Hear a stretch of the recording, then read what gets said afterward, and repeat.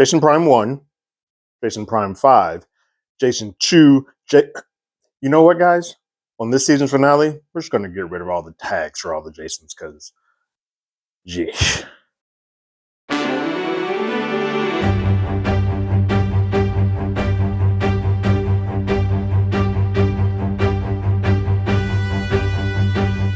Hello, everyone. Terrence here with Hollywood Already Did It. If you haven't already, go ahead, like, share, subscribe to the channel, leave a comment, ring that bell below. Anytime we have something, you will be among the first to know.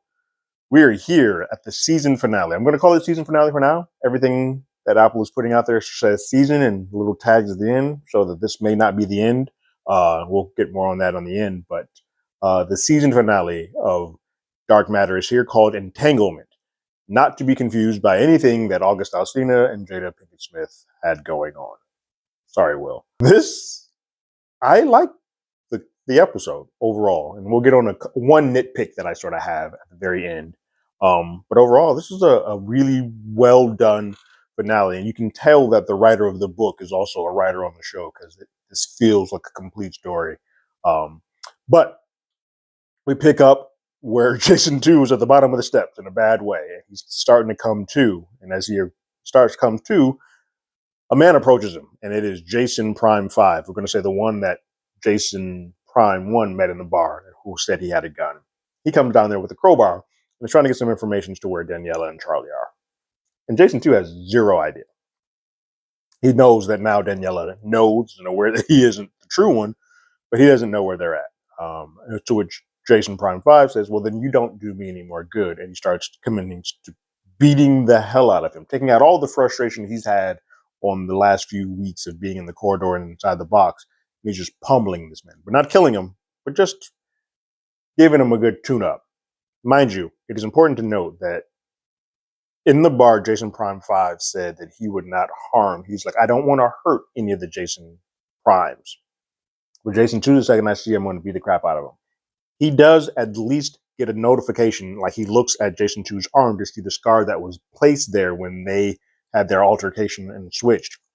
Before he starts pummeling him, he makes sure that that's not a Jason Prime. Now, as things get further along, the sort of code that he has and that any of these Jason Primes have starts sort of dissipating. But here it is still there. He's like, I'm not hurting this person until I verify first that he's a Jason 2. And then he beats the shit out of him. This episode has a lot of creepy moments. Like get under your skin moments. And so Jason Prime 1, Daniela Prime, and Charlie Prime are in the car driving out of town. They're just getting the hell out of Dodge. Now, mind you, Jason Prime 1 stole Blair's car, which is Daniela's friend. That's going to be an important piece that comes back around, but that's where that car came from. But they're heading out of town. And then all of a sudden, both Daniela and Charlie's phones start blowing up with messages saying, basically being the biggest haters of all time. To Daniela's phone saying, he's never going to love you like I can love you. I'm the true one.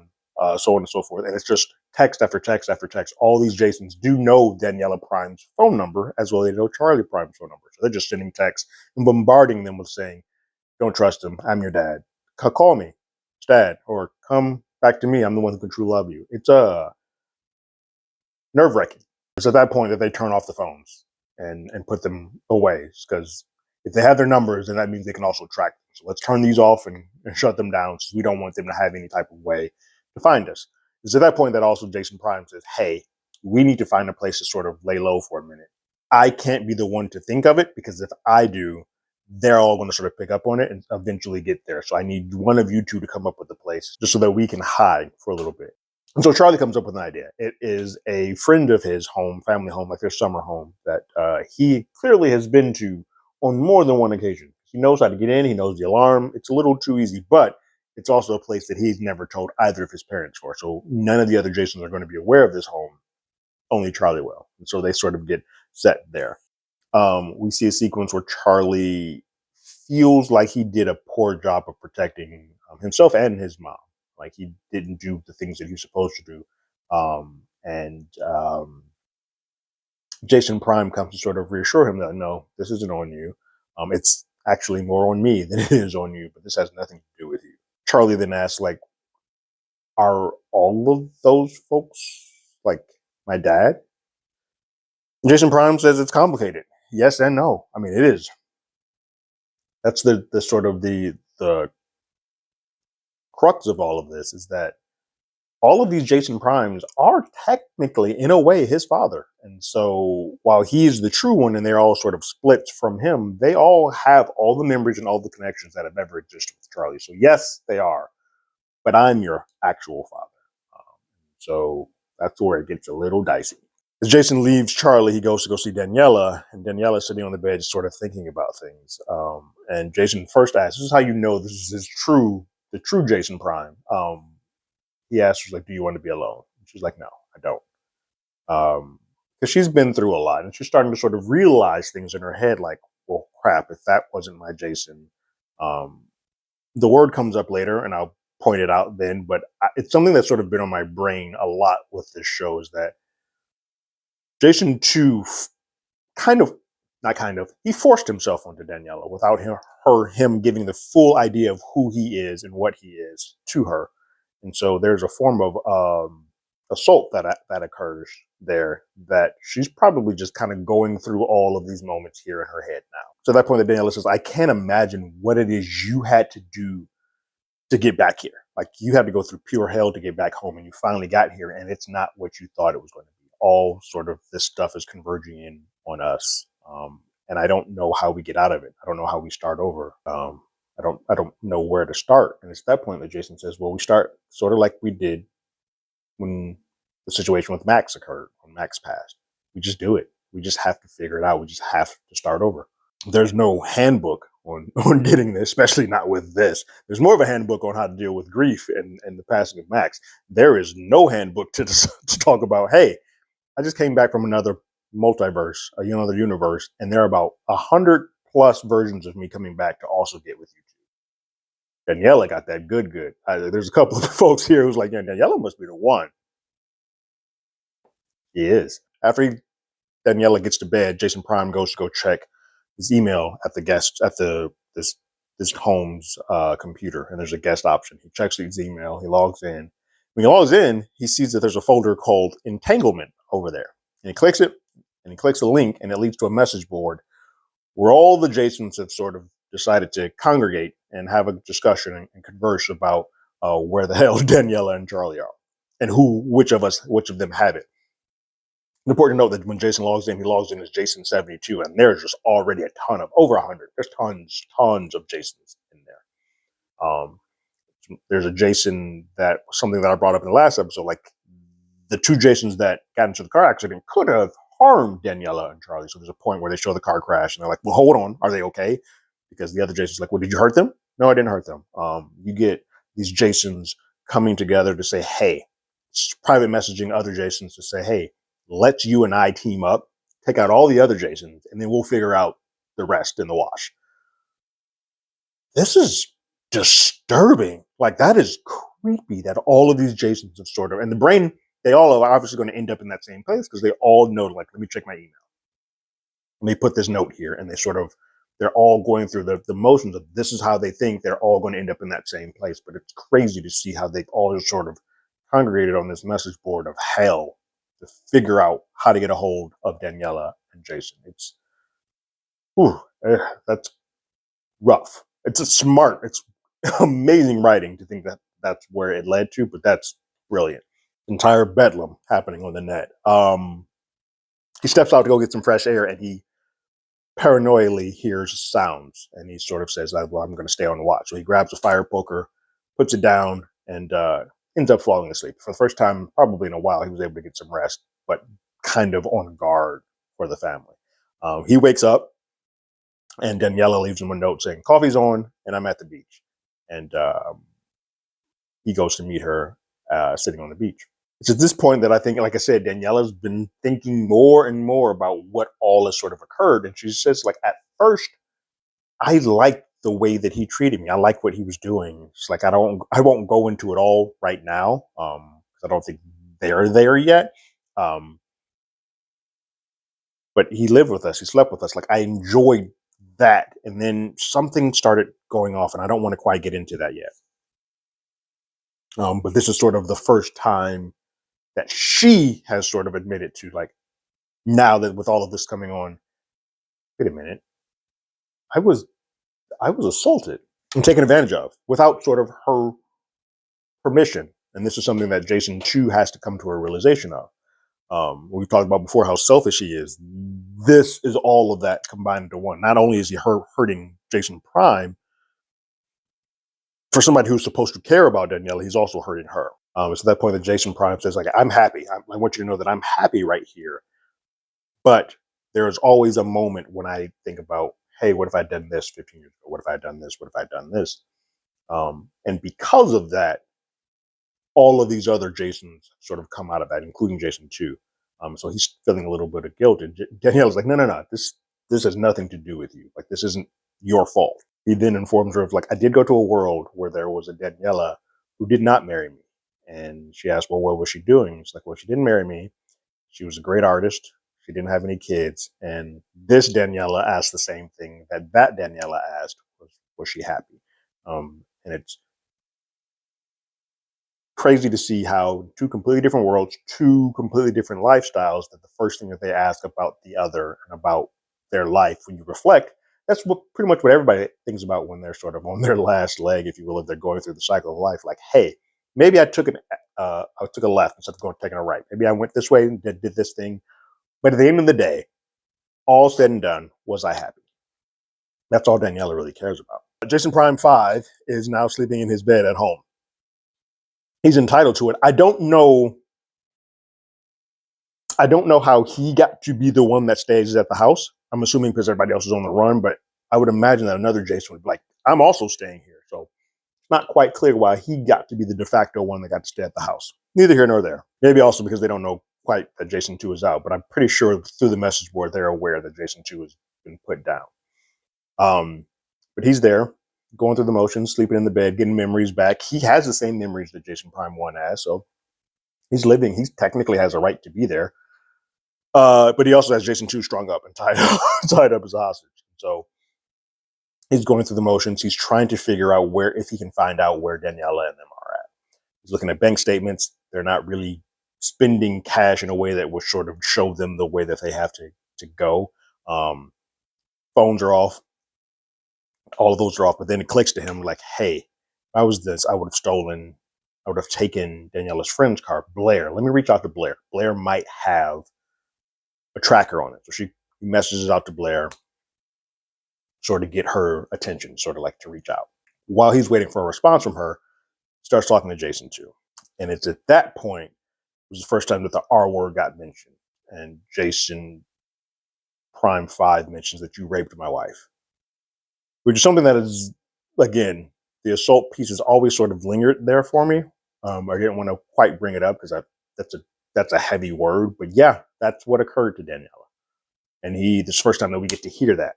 And so you get that sort of punch in the face to Jason too. You tell him that, like, you damaged my life, you damaged Dawn's life, your Dawn that you were with, your Leighton's life, your Amanda's life. Let me tell you about what happened to your Amanda. Your Amanda helped me into the box, and then we found up in a world. Now, mind you, Amanda was completely abandoned by you. She felt abandoned, scared, alone, and that, as you know, those aren't feelings that you need to have to open up these doors. Well, we opened up a world. I think they said it was the sixth world. We opened up a world of the forest. Didn't think anything of it. We stepped out, and trees started falling down. I got this cut. This is how Jason 5 Prime says I got knocked on the head. I was fine, but a little woozy. But Amanda was impaled, and there's nothing you could do about it. She was completely pinned in. There's nothing that I could do except for be there with her for those, I think they said 2 days while she transitioned on. That also hits Jason too. So it's kind of like a detox moment. Like, he's got him tied up and sort of having a detox moment of hitting him with all these hard hitting facts that, like, you did all of this. All of this mess is because of you. Why? And so Jason Prime 5 asked him, like, why did you do this? And he's like, I thought you would be happy with my life. Again, it's a very selfish term, a very selfish way of thinking. It's like, hey, I figure I'm giving you the joy of the life that you didn't get to live because I was envious of the life that you lived. I figured if we just swapped, it would be all good. I didn't know that the conceit or thought of love that you have for Daniela would be so strong that you would just do whatever you possibly could to get here. Because I've never loved. I've been so much in this life of on my own, doing everything selfishly, because I've never had that option or that opportunity to love or have felt what that is, the messiness, the goodness of it all. I didn't know what that was. And so I just thought it would be a simple swap and all would be good. And Jason Prime 5 was like, you moron. Like, look what you've done. He shows them the message board and how everything is just kind of, these are all the people that are here. These are all the Jasons that are here. You've created just pure insanity because of your thought of like, not a big deal. He then gets a text back from Blair that says, where are you guys okay? I'll tell you what, I'm going to be over there in 10 minutes. Because at that point, Jason Prime 5 was like, oh, crap, I got to clean up this house. So Blair comes over. She has a key to the house. And Jason 2 have to figure out a way to hide. And she goes upstairs. She hears a sound. Like she's asking for people. No one's saying anything. She hears a sound upstairs. She goes upstairs. And she sees Jason 2 tied up in the closet and gagged. And then Jason Prime 5 comes around the corner and says, I know this is a lot to process. Hang with me for a minute. And like, yeah, that's a lot to process. Like it was already one thing for Daniela, but she at least got to go sort of bridged into it. She got the voice first. Jason Prime 1 was there to sort of explain it to her. This is just the Band-Aid ripped off. I don't know what, I'm seeing two of you. What the hell is happening? So at this point, the Jason Prime 5 is like, hey, Blair, do you have a tracker on your car? And Blair's like, yes, I do. He's like, cool. Can I get your phone so I can look at the tracker? She's like, nah, I'm not going to be able to do that. That ain't going to happen. To which Jason Prime 2 is like, give me the phone. Blair's a little feisty one in this world, and she punches Jason Prime 5 in the face and tries to run off. He has a gun, remember, and he shoots off a warning shot. He's not shooting at her. He shoots off a warning shot, stops her dead in her tracks. She stops dead in her tracks. He's like, look, I don't want to hurt you, but give me the phone. And she's like, okay, I'll give it to you. And she walks over to get close enough to him and spray him with mace in the face. And he's disoriented, drops the gun. She gets a hold of the gun and she holds her sights set on Jason Prime 5, but then all ungags Jason 2 and then says the most real thing that a person could possibly say. What in the entire fuck is going on right now? Like, what is happening? Like, why are there two of you? I will say this. When we get to the end, it is unclear what happens at the end of the scene. This scene's not resolved. And that's now that I think about it, my second sort of hang up that I have with this episode is like that sequence, that scene doesn't get resolved, but both Jasons end up out of that house. So I don't know if that Blair is dead, unconscious. We don't get an answer. And I guess they don't feel like it's important enough for us to care. So we just move on and we never see what happens to Blair Prime again. But she had the realest line that I think anybody has had in this show so far. Charlie and Daniela are sort of having a catch-up session with Jason Prime 1, sort of telling him the things, the gaps of stuff that he did not get to see in the interim. How Charlie's the girl that he's pining over is with another guy, that he has a car, that he's got tickets to, he went to Chicago Blackhawks, so on and so forth. Just filling him in with the gaps. To the point where Jason Prime eventually says that, they bring up the ice cream situation, ice cream with peanuts, and he didn't know how to do an EpiPen. And Jason's like, well, yeah, that makes sense. You wouldn't know about your allergy, nor would you know how to do that. It's like, Jason's just kind of a dick. They all kind of smile. It's sort of a moment that this family can sort of reconnect and kind of build the relationship that they've always had, rekindle that back. They then have dinner that Jason's sort of preparing for them. They have some wine. And I think in the sexiest way that is humanly possible, Jason Prime is explaining the multiverse to Daniela and Charlie. And you can tell that Daniela is feeling away. It's like you start using oceans and you take a fish out the ocean. It's like, man, you trying to get hot and heavy to the point where Charlie is like, you know what? I'm going to exit out this dinner because something is happening here and I'm going to let y'all do y'all thing. And they start connecting more and more. It's at that point that Daniela asked him, was there any world where you were tempted to stay? And Jason Prime honestly says, look, I was about to give up. There were moments in the box where I had basically was about to throw in the towel and I kept going. He's like, there was one world where I thought I could find happiness in it. I'm going to believe that that's he's talking about the world that Amanda sort of made good for himself. Like there was enough good things there that he could have found happiness there. But he probably would have wound up in the same situation that Jason 2 was in. Like, all right, I got to see what's on the other side of that, because he wouldn't have given himself a complete fair shot to get back to Daniela. Either way, he's like, but I came back to you. This is where I wanted to be. She asked him, but you came home. Do you regret it? He nodded, shook his head like, no, I do not regret it. Even with all the mess that's happening, he does not regret it. This is where he wants to be, which is like, that's love. Daniela goes to take a peek at the Entanglement message board and just sort of get a feel of all of that, and just see how intense all of that is, to the point where she comes back to him eventually and says like, yeah, you're the one. Like all of the other ones, you are the one that I'm supposed to be with. You're the one that is our Jason. After looking at the message board, we see a scene where Jason Prime is basically tucking in a grown ass Charlie for reasons, sure. And then Daniela comes in and they sort of tuck them in together. I feel like honestly it's their way of saying, hey, let's put our son down because I want to go blow each other's minds in bed right now. Like the wine is kicking in. Let's hold our hands. Let's put this dude to bed. Let's hold hands and let's knock this out. And that's exactly what happens. We put him to bed and they go down the hallway, and for the first time they actually get to rekindle their love carnally and make love. While they're sitting there, that's when Daniela mentions about the message board, and she's like, "You are the one. Like I don't want any of them at all. I choose you." And so it's important that Jason has always said like, "You are the one. You are the one." But I think she felt, "Hey, even though I was with Jason too, and I felt some things that I enjoyed about that, I need to let you know that you are the one that I want." And I'm putting all of them aside. So whatever we got from this point on, as we're starting over, the two of us, F the rest of the world, even though it is going into pure bedlam. It's at that point that Jason Prime goes to stand watch again after getting some, and he sees some footsteps. He sees people running in the background, and he steps out. He sees that his tires have been slashed, so he can't go anywhere.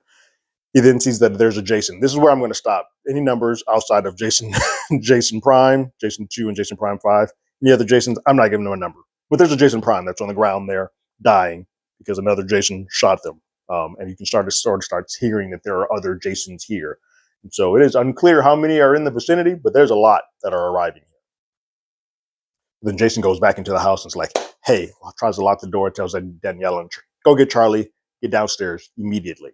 While he's locking up, he hears another Jason behind him. He's like, where are they? Are they upstairs? And this one has a shotgun. This Jason came with a shotgun. So this isn't any other Jason Primes or any of those. This is a new one. Comes with a shotgun and is like, hey, take your clothes off. Because in his brain, he's like, well, I need you to take your clothes off and so I can put your clothes on quickly so that they will think that I'm you. Jesus. It's also at that point that this Jason asks for, what is the safe word? Like, I know she gave you a safe word. What's the safe word? He doesn't tell him, and a tussle ensues. Shotgun drops. They fight over and over and over again. And then it seems like the other Jason gets a leg up on Jason Prime. He's above him, about to like punch him and bash his head in, when two shots rung off, one in the chest, one in the head. That Jason's gone. We don't see who it is. The camera turns, and it is Jason 2, the one who basically caused all of this mess. And he is sort of having a reclamation moment, a come to Jesus moment, if you will, to realize that he is the one that put all of this into motion, and it is his fault that everybody is in this predicament that there is. It's a hard pill for me to sort of swallow, to see that Jason sort of switches so easily in one episode. I wish there are things that work, because I think the story about Amanda, the use of the word rape, showing the message board and all the carnage that sort of occurred, and just and just showing that Daniela and Charlie are not safe, are all reasons that I think he can start to manifest this new version of himself. I just wish some of these things were posited a little bit earlier, because Jason 2 has been a dick for 8 episodes. And so for him to switch to become reformed in one episode is a bit of a stretch. But I think with all those things that sort of took place in there, I will say this. I think it has been a big piece of this show that shows that the Jason Prime and Jason 2, the reason why they are different is because there was a lack of empathy in Jason 2. Amanda said this so much previously. I think all of these things that Jason Prime 5 showed Jason 2 sort of put empathy, sort of force-fed empathy into him. And now this is sort of what comes out of it. He becomes sort of more in line with our Jason Prime 1. So I think empathy has been placed in. So I buy it. I just wish we got a little bit more of a reformation for Jason 2 earlier, so it doesn't seem like it's so so quick of a turn. In that, Jason 2 comes and says, "Hey, look, there are going to be a bunch more of other here. We found you because we found Blair's tracker on the phone, and then they tracked my car to get here. And so there's a couple other Jasons on their way here. They're coming now. You guys need to get the hell out of here. I got you a car. He got him keys. Like, I got you a car. It's gassed up. Just go. I need you guys to leave." He also then takes off his wedding ring and gives this place like, "This belongs to you." Gives it to him, and he tells him, "Get the hell out of there." It's at that point that Jason Prime 5, the one with the handgun that he met in the bar, is coming around like the exit to get out of there, and he just runs him over, floors it out, and gets the hell up out of there. And so, as they're driving, there is a satchel in the back that Charlie is seeing, and it has vials in it and a message that says, "Play me." It's a very long-winded message, but the gist of it is Jason 2 saying, "Hey, I made a mistake. I was so selfish and ignorant and aggressive in my way that I didn't take the time to think about how strong the love the two of you have is, and how I've been searching for that. The good and the bad of it, it all comes together, but that's what I was missing, and you guys have it. And I made the mistake of thinking you would have liked the life that I have in solitude versus that, and that's just stupid. Now that I've seen it, now that I've had a taste of it, now that I know what it is, I know that they're not a one-to-one trade, and that's my fault for being so selfish. My life formed me into who I had become, and your life made you who you are, and you guys are the better for it. That said, you guys need to get the hell out of here, because this world is no longer safe for you. I've made this a bad situation for you, and I'm doing what I can to give you sort of an exit plan, a way out." So he's essentially telling them, you guys need to go find a world where just the three of you guys can go live happily ever after and start over, because this world is no longer habitable for you. You guys are going to always be looking over your back, always in fear. So then they make a beeline to the box, and they head down their stairwell. And like one of the creepiest sequences ever, there's a ton of Jasons, like about 100 of them, just down there waiting. Jesus. Because yes, it would make sense that thought process wise, you're going to be like, well, they're going to probably try to leave and try to escape to get up out of here. But the good thing is, because Jason Prime 1, most of these are derivatives of someone who has a lot of empathy, and it's not quite lost. They're there just to say goodbye, because Jason Prime's primary focus, primary concern is to make sure that Daniela is happy and that Charlie is safe. And if that is with Jason Prime 1 to go to another world, then they are going to sort of step out of the way to allow that to happen. Now, there's a couple that are like, wait a minute, why does he get to be the one to take her? And another Jason says, well, it's not so much him, it's their happiness. It's her happiness and his safety. We need to let them pass. After a bit of hesitation, they all sort of split the waters and let them get into the box. The box closes, and they take their vials and head off into whatever wonderful bliss that they can find together. And that is sort of the end sequence for them. We do get a bit of a coda of a couple of other people that we have sort of seen in these universes. We get to look at Dawn 2, who was in the world where she lost her hand, just looking at the box. And basically, everybody that she worked for is gone. It's just her. So she's just staring at the box. Does she get in there? Does she not? That's where she sort of stands. We see Leighton Prime, who's just gallivanting around the world, living his best life. Like, he seems to be enjoying it all and having a damn good time. We see a sequence of Ryan, which I'm going to assume that it is Ryan Prime, because Ryan Prime was still smart enough. Poor Ryan 3, who got pulled into this world, drunk mechanic Ryan. Sorry, but that life's just kind of going to be rough for you. But at least Ryan 1, no matter what world you sort of strand him in, he's going to eventually be able to find his way out of that, because he is smart enough and he can do enough stuff that he can figure things out. So we see scenes of him trying to make the matter again so that he can, because he has no vials where he got stranded, he's trying to make that so that he can continue on. And then we see a shot of Amanda skipping and living her best life, having a grandiose time. She's having a dinner date, and then Ryan, what I'm going to believe is Ryan 1, comes up to her, because that would explain why they've never met. And he comes up to her and she's like, do I know you? He's like, no, you don't, but I've been looking for you. And so that is sort of how it ends. We have not gotten an official announcement for season 2. I'm feeling that the way that this sort of has come to an end, that we will. These ratings are so good for Apple. It's being labeled as season finale. I think it's just a matter of time. This is based on a book that is just a one book, one standalone book, but this show is written by the author of the book. So if there's ever a person that can sort of continue on the story and is like, hey, this is what I wanted to do next, this is what I want to do, it's them. And so I would not mind going to, let me rephrase that. I want to go to a second season of this. I don't necessarily know if it needs to be with um, Jason Prime 1 and Daniela Prime and Charlie Prime. Like, I like their story to sort of be off to the sunset. Obviously, perhaps have a Jason around, like Jason 2 may be involved, or because Ryan's trying to get back to them. Um, but the story of Ryan and Amanda figuring out what to do next and how to get back to their, or Ryan get back to their world. Amanda doesn't really have a world to get back to. She's like, I'm good here. How does he convince her to say, hey, I need your help. Let's move on. All in all, though, a really good show. If we don't get a season 2, I'm perfectly fine. This is a great sort of send off, a great episode. I think the biggest sort of takeaway that I have from the entire thing is that empathy completely changes how your outlook on life. If you've been sort of stuck in solitude and you're kind of living in this, everything's for me, everything's about me, everything's for me, you're not going to sort of see all the good things that can be happen, messy and ugly. Like, he wanted everything to be perfect. Perfect. Jason 2 is being the he. He wanted everything to be perfect. But happiness and love and life, if you're actually living it with people, it's not going to be perfect. It's going to be messy. And I think until he got some empathy sort of jammed into him, it became sort of this big aha moment. And so while I would have liked him to sort of get some of those seeds a little bit earlier, I can buy that he would have a switch and that he felt sort of completely responsible for this.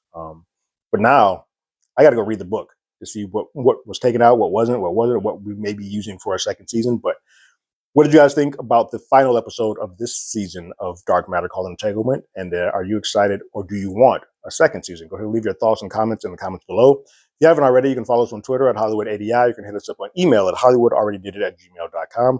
We also have a podcast with the same name. That's on Google Podcasts, Spotify, Apple Podcasts, any other place podcasts. We're there. And like always, I got my ticket.